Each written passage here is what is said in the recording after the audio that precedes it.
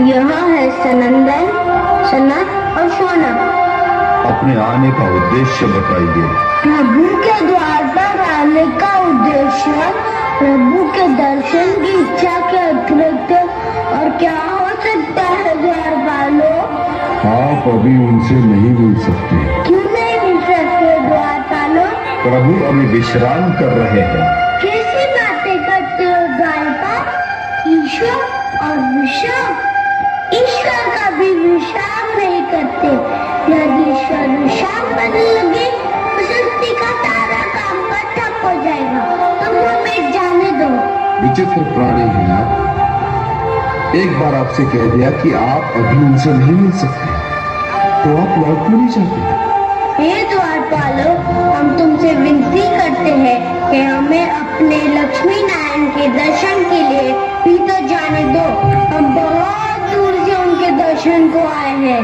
एक बार कह दो कि अभी आप उनके पास नहीं जा सकते, तो फिर हट क्यों कर रहे हैं? हे द्वारपालों, पथ का विमान अच्छा नहीं होता, चाहे वो पथ कितना भी ऊंचा हो। तुम तो एक द्वारपाल का छोटा सा पथ पाकर इतराने लगे। तुमने अपने अभिमान में आकर हमारी राह रोकी, हमें अपने प्रभु से मिलने नहीं दिया। तुम्हें इसका दंड मिलेगा। हम तुम्हें शाप देते हैं, जाओ तुम दोनों राक्षस बन जाओ।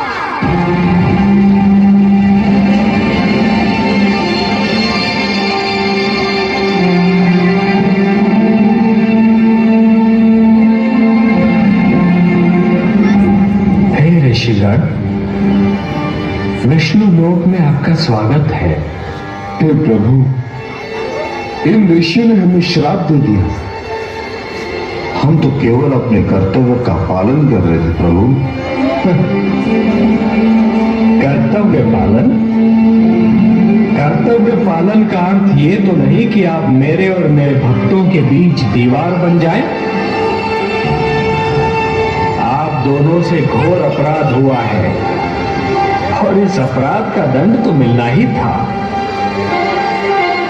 हे जय, हे विजय, जिस प्रकार वृक्ष और उसकी जड़ का नाता कोई नहीं तोड़ सकता, उसी प्रकार मेरे और मेरे दर्शनाभिलाषी के बीच कोई नहीं आ सकता। मेरे दर्शनार्थी मेरी संपत्ति है जय, और स्वयं मैं उनकी संपत्ति हूं। हम दोनों का एक दूसरे पर समान अधिकार है। जब भी कोई ईश्वर और भक्त के बीच आने का प्रयास करेगा, किसी न किसी रूप में अवश्य दंड पाएगा।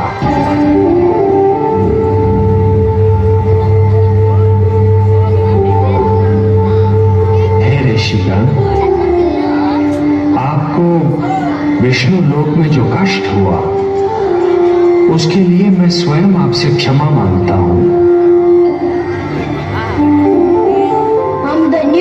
प्रभु, आपके दर्शन हुए, हमारा जीवन सफल हो गया। हमारे जीवन का तो एक ही उद्देश्य है, आपकी आराधना और उपासना।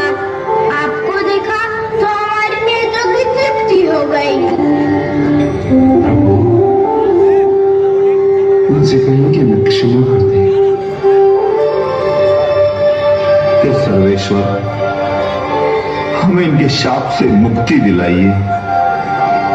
नहीं विजय, ये नहीं हो सकता। ऋषि का शाप धनुष से निकला हुआ बाण होता है। उसे न रोका जा सकता है और ना ही वो लौट सकता है। हे ऋषिगण, मैं आपसे ये तो नहीं कह सकता कि आप इन दोनों को अपने श्राप से मुक्त कर दीजिए। इन मूर्खों से जो भूल हुई है उसके लिए वो दंड के पात्र तो हैं, पर इन्हें ये तो बताइए कि इन्हें ये दंड कब तक भोगना होगा। क्या आपके श्राप से मुक्ति पाने का कोई मार्ग नहीं है? हाँ है। हे सर्वेश्वर, हमारे शाप से मुक्ति